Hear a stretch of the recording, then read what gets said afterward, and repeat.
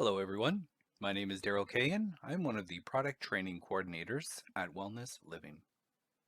In this redesign, we have given the client self check-in a completely new look and feel to provide a smoother check-in experience for clients.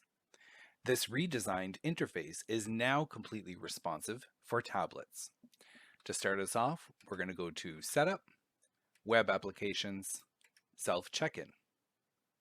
We have now given customers options on what sound is made when a client successfully or unsuccessfully logs in.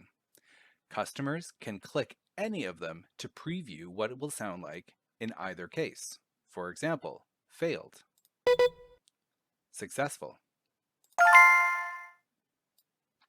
This next exciting improvement is what criteria clients can use to log in with.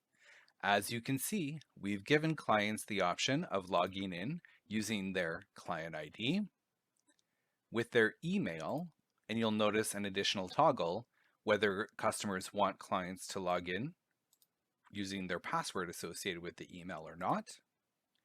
And lastly, logging in with their phone number. Here we have what the client check-in screen looks like after a client has successfully logged in that I wanted to point out a couple of things on. After they've logged in, we're going to be able to see the client's information on the right side of the screen.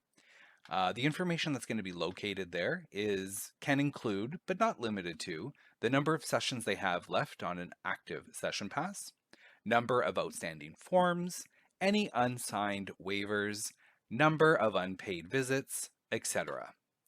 There is now a back button, which will bring the client back to the login screen for future clients.